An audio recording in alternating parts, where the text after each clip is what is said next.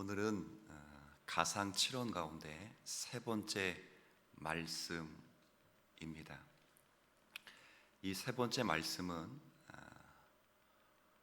예수님의 어머니인 마리아를 요한에게 부탁하는 그런 말씀입니다. 십자가를 지고 있는 그 자리에 어머니 마리아가 계셨습니다. 그리고 그 어머니를 요한에게 지금 부탁하시는 말씀을 하십니다. 먼저 어머니에게 여자여 보소서 아들입니다 라고 말씀을 하십니다. 그리고 요한에게 이야기하기를 보라 내 어머니라 라고 또한 말씀하십니다. 그리고 요한은 이제 그 마리아를 집으로 모시고 가서 평생을 성심껏 보살피고 장례까지 치러줬다 하는 전례가 있습니다. 이런 말씀, 이 본문에는 과연 어떤 의미가 있는 것일까? 오늘 저와 여러분이 함께 말씀을 좀 상고하도록 하겠습니다. 보통 이 세 번째 말씀을 많은 분들이 이해하고 우리의 전통 신앙 가운데서도 전해지는 내용은 부모 공경이었습니다. 예수님께서 10계명 가운데 부모 공경을 마지막에 실천하고 계신다라고 칼빈 선생님도 그렇게 표현해 두었습니다. 어머니 마리아를 요한에게 맡기면서 어머니를 책임진 그 예수님의 부모 공경, 그러면서 율법의 수요자가 그 율법을 친히 이루시며 완성하시는 모습의 한 단면이다 라고까지도 이야기를 했습니다. 저는 굉장히 중요한 그리고 받을 만한 좋은 해석이라고 여겨집니다. 끝까지 어머니를 생각하고 책임지는 이 예수님의 모습은 어쩌면 신앙인들이 이 땅 가운데서 잘 보고 배워야 할 것입니다. 예수를 믿으면서도 주일날 교회당을 찾아가야 된다고 해서 부모 형제를 돌아보지 못하는 것, 어쩔 수 없는 현실이라고 치부하고 전혀 가족관계를 멀리하는 사람, 사실은 좋은 것은 아닙니다. 바울 선생님도 말씀하셨듯이 친족, 특히 그 가운데 가족을 돌아보지 않은 자는 믿음을 배반한 자요 불신자보다 더 악하다라고 말했습니다. 비록 주일을 하루 하나님 앞에 드려야 하는 이런 시간을 떼기 때문에 부모를 잘 찾아뵐 수는 없을지라도 휴일이라도 그리고 다른 시간이라도 더 마음을 쓰며 부모를 공경하며 형제를 사랑하는 것은 신앙인의 마땅한 도입니다. 이건 기본입니다. 이걸 못하면 믿음을 배반한 자고 사실은 악한 자인데 불신자보다 더 악한 자라는 칭호를 얻게 됩니다. 부모 공경, 형제 사랑 당연할 것입니다. 그런데 저는 조금의 상상력을 더해서 과연 이 본문이 부모 공경을 우리에게 교훈하시는 본문일까 하는 것은 조금 의구심이 있습니다. 왜냐하면 이 말씀은 두 가지 차원에서 그런 의구심을 갖게 하는데, 첫 번째 차원은 십자가상에서 이 말씀을 하고 계신다는 차원입니다. 예수님은 지금 모든 인류 가운데 특별히 선택받은 백성들을 구원하고자 하시기 위하여 구속의 그 십자가상에 서 계셔서 대속을 담당하고 계십니다. 그 자리에서 지금 이 세 번째 말씀을 하실 때에는 부모 공경이라는 차원보다 더 높은 차원이 있지 않겠느냐라는 생각을 합니다. 두 번째 의구심을 또 갖는 것은 실제 그러면 어머니 마리아에게는 아들이 예수밖에 없었는가 하는 겁니다. 여러분이 공관복음만 잘 읽어보시면 어머니 마리아에게는 예수님 외에도 이름만 기록된 사람, 아들이 넷이 더 있었습니다. 야고보, 요셉, 시몬, 그리고 유다. 12 제자 이름 아닙니다. 그 당시는 마리아의 이름도 많았고요. 아버지가 요셉인데 아들도 요셉입니다. 요셉이라는 이름도 많았습니다. 그리고 누이들도 있었습니다. 근데 왜 굳이 요한에게 이걸 부탁하느냐 그 말이죠. 단순히 부모 공경이라는 차원을 넘어 여기에는 더 깊은 의미가 있겠다 싶어서 오늘 예수님이 세 번째 말씀에서 두 번을 어머니와 요한에게 하신 각각의 말씀을 보면서 어떤 의미가 있는가를 생각해 보려고 합니다. 일단 어머니에게 먼저 이렇게 말씀하셨습니다. 여자여 보소서 아들입니다, 이렇게 말합니다. 근데 이 말은 잘 사실은 어법이 좀 안 맞는 것 같습니다. 왜 안 맞냐면 누구요? 이제 어머니께서 눈이 잘 이렇게 침침하시고 귀가 어두우셔서 누구요? 물어보면 여자요 아들입니다 이렇게 말하는 아들 없습니다. 뭐라고 말하죠? 엄마 아들입니다 이렇게 말하죠. 근데 여자요 아들입니다 이렇게 말하면 나랑 싸우자는 거예요. 지금 제가 아내한테 이 여자가 그랬다가 정말 많이 혼난 적이 있습니다. 근데 놀라운 건 유대에서 여자라는 표현은 하대 표현이 아닙니다. 여자를 어이 불렀지 여자라고 안 불렀거든요. 유대에서 여자는 존칭어입니다. 어떤 주석가들에게는 어머니 아들입니다 말하지 않고 여자여 아들입니다라고 말할 때는 부모 공경, 이것도 부모 공경 차원에서 어머니 마리아의 마음을 아프지 않게 하기 위한 예수님의 마음이었다 이렇게 말합니다. 십자가 상에서 물과 피를 다 쏟으시고 극심한 고통 가운데 신음하시는 중에 어머니 마리아에게 엄마 아들이에요 라는 말, 엄마가 얼마나 마음이 아프셨겠어요. 그러니까 여자여라는 말로 바꾸었다라는 주석이 있습니다. 굉장히 감동적이기도 합니다. 그러나 일단 이 여자여라는 말은 사실은 제가 생각하고 여러 신앙의 선배들이 함께 고민하는 것은 교회로 존칭하면서 이 어머니의 신앙 고백을 예수님이 받으셨다는 것입니다. 그러면 이 마리아의 신앙 고백이 어떤 신앙 고백이었을까 할 때 오늘 25절과 26절을 제가 다시 읽어 드릴 테니까 두 번 반복된 이 어휘 속에서 여러분이 한번 스스로 답을 할 때 어떤 단어가 가장 중요한 단어인가를 한번 생각해 보시길 바랍니다. 25절, 26절 혹시 판을 가지고 계신 분들은 한번 스케치를 한번 해보세요. 제가 읽습니다. 예수의 십자가 곁에는 그 어머니와 이모와 글로바의 아내 마리아와 막달라 마리아가 섰는지라.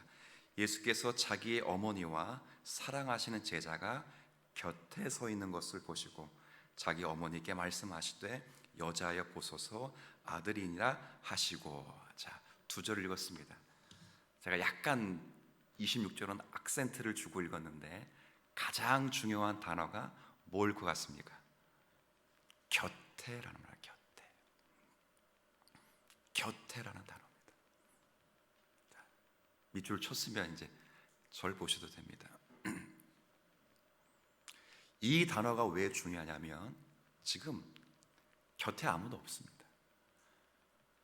하나님의 거룩한 뜻을 이루고 지금 다시 당신 자신이 온전한 희생물이 되어서 그리스도께서 이루실 그 구원을 하나님이 기쁘시게 받으시는 그 구원의 영광스러운 자리에, 대속이 이루어지는 그 자리에 아무도 없는 것입니다.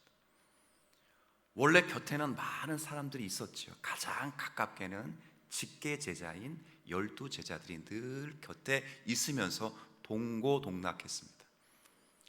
그리고 직계 제자들뿐 아니라 그 제자의 그리고 동료인지는 알 수 없으나 더 많은 제자들이 예수님의 말씀을 좇으며 따라다녔습니다. 그리고 공간복음에는 그 제자들 그룹 말고도 수많은 군중들이 예수님의 기적과 예수님의 이적을 바라면서 그리고 예수님의 신비스러운 율법의 가르침을 듣고자 싶어서 수많은 사람이 따라다녔습니다. 그러나 지금은 그 곁에 아무도 없습니다. 몇 명 있습니까? 25절에 4명의 여인과 26절에 이름을 밝히지 않았지만 이 사랑하는 제자가 요한이라는 사실을 공관복음을 통해서도 쉽게 확인할 수 있듯이 요한 한 사람밖에 안 남았습니다. 다 어디 갔을까요? 다 어디 갔을까요? 예수님이 바로 이 십자가에서 지금 이 말씀을, 세 번째 말씀을 하시기 전날 밤에 예수님이 하신 말씀 한 구절을 읽어보도록 하지요. 마태복음 26장 31절입니다. 여러분 한번 읽어주세요. 시작. 그때에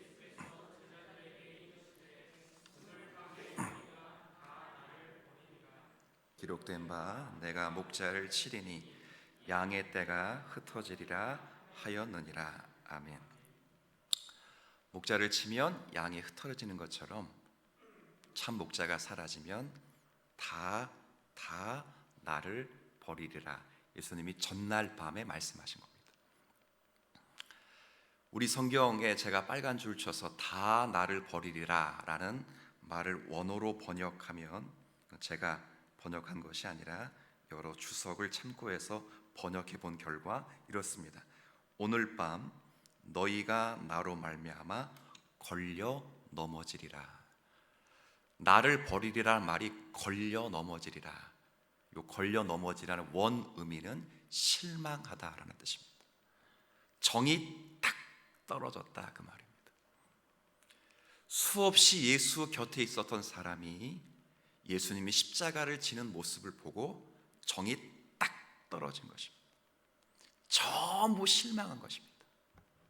왜 실망했을까요? 예수에게 기대했던 모습이 없는 겁니다. 누가복음 22장에 보면 예수님이 잡혀가는 그날 시몬아, 닭 3번 울기 전에 네가 나를 부인하리라 하신 그 말씀하신 자리에서 제자들이 서로 싸웁니다. 멱살을 잡고 싸웁니다. 왜 싸워요? 누가 크냐. 조금 있으면 예수님이 왕이 되실 텐데 베드로가 크냐 야고보 크냐, 서로 막 싸우는 거예요. 예수님은 시간이 하루가 지났습니다. 왕이 되시기커녕 십자가에서 묵묵히 조용히 힘을 발휘할 수 없을 정도로 죽어가고 있습니다. 전부 실망한 것입니다. 우리의 마음 같아서는 목사님 그거 아닙니다. 베드로처럼 무섭고 공포스러워서 다 도망간 것이지 실망해서 정이 떨어져서 그런 거 아닙니다. 아니에요. 여기 그래도 4명의 여인과 1명의 제자가 있잖아요. 이 4명의 여자와 1명의 제자가, 요한도 도망갔다가 나중에 왔거든요. 뭘 깨달았는지 나중에 천국 가서 한번 물어보시고, 이 제자 1명과 4명의 여자들이 거기 섰을 때 어느 누구도 그가 누군지를 묻지 않았어요. 잡지도 않았다고요. 그러니까 무서워서 공포스러워서 떠난 것이 아니라 실망스러워서 떠난 거예요. 정말 예수에게 온갖 기대를 다 했는데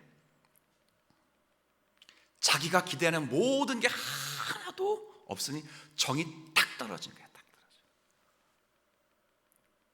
우리가 예수를 이게 거는 기대가 그렇게 없어지게 될 때 우리도 그런 마음 같지 않아요?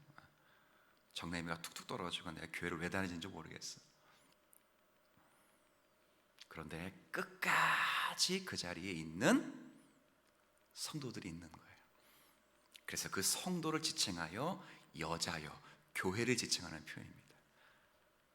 그리고 그 어머니의 끝까지 남아있는 그 신앙 고백을 받으시면서 제 해석이 아더 핑크의 해석과 비슷하기에 그 아더 핑크의 말을 제가 직접 읽어드립니다. 조금 길게 한번 잘 들어보세요. 이 어머니의 신앙 고백을 받으셨다는 글을 쓰신 거예요. 제가 읽습니다.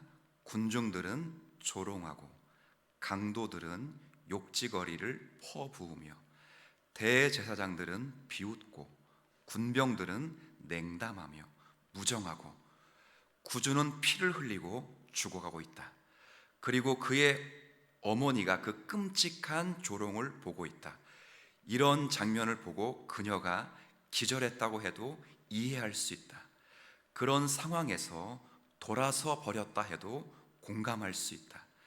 그런 광경을 보고 뛰쳐나갔다 해도 납득할 수 있다. 그러나 그녀는 거기에 있었다.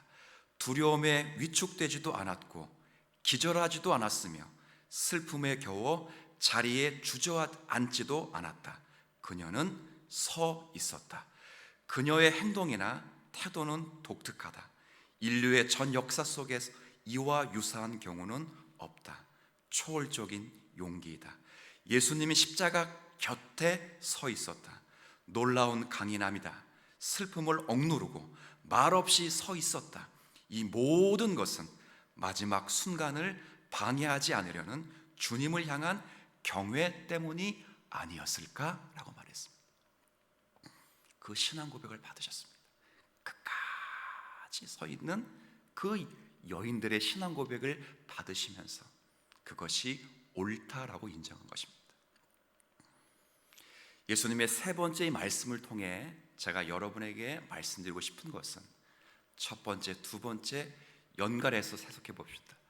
첫 번째 말씀으로 저들을 사하여 주옵소서라는 말씀으로 하나님께서 인류 가운데 하나님이 구원하시고자 하시는 모든 인류를 구원하실 수 있는 용서 대속의 근거가 예수님을 통해서 마련되셨다는 것을 예수님이 이론을 통해서 확인하셨고, 이제 이론을 통해서 네가 오늘 나와 함께 낙원에 있으리라, 그는 그 전에 삶도 선하지 않았고 그 후의 삶도 그리스도를 쫓아가는 삶이 아니었으므로 그 구원이, 용서하는 구원이 하나님의 절대적인 주권 가운데 찾아온다는 것을 확인했고, 이제 세 번째 말씀을 통해서 그 구원을 하나 불강력적이고 조건 없는 은혜의 구원을 받은 성도들이 항상 어떻게 살아갈 수 있느냐, 그 십자가 어떻게 따라합시다. 곁에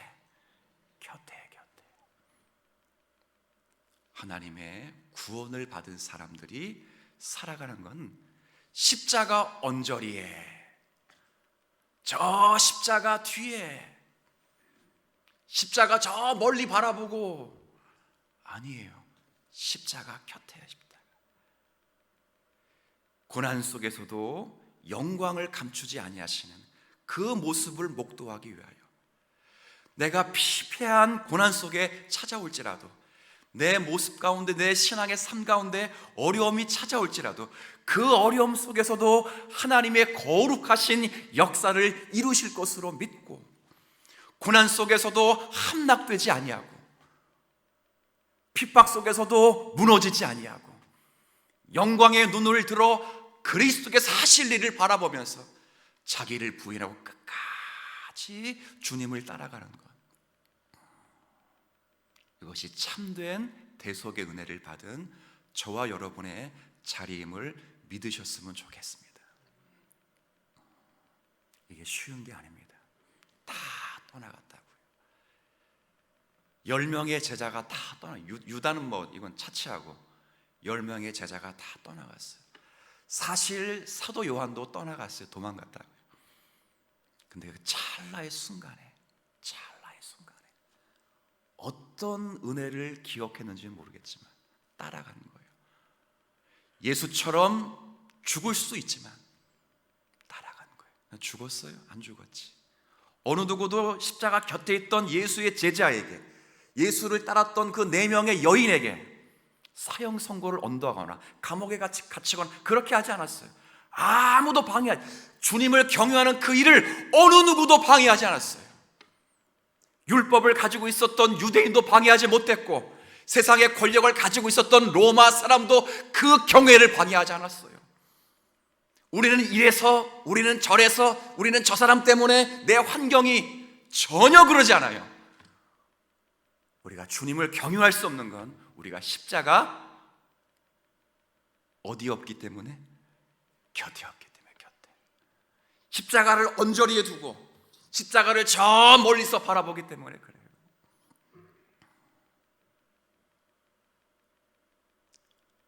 주님 사랑교회 성도들은 십자가를 곁에 가까이 하시고 십자가를 지고 살아가는 성도들이 되었으면 좋겠어요. 두 번째를 해야 되는데 두 번째 하려면 10시 15분까지 해야 될 것 같아요. 그래서 두 번째는 제가 하진 않고 답만 드리면, 두 번째는 요한에게 하신 말씀이잖아요. 좀 전에 말씀드렸듯이 예수님에게 아들이 없는 것도 아니라고요. 요한이 부자구나, 뭐 그런 전례도 있어요. 그러나 이것은 십자가 곁에 있는 자들로 영적 가족 공동체가 새롭게 형성된다는 걸 보여주는 거예요. 이건 차후에 기회가 되면 여러분에게 다시 설명을 드리고, 오늘 받은 말씀처럼 주님 어떤 어려움이 있을지라도 영광의 주 그리스도 곁에, 십자가 곁에 묵묵히 주님을 따라갈 수 있는 믿음을 주옵소서. 그것이 구속받은 은혜를 받은 신앙인들의 마땅한 자리입니다. 겸손히 구하며 주님께 나아가실 수 있는 오늘의 말씀이 되었으면 좋겠습니다. 제가 기도하지요.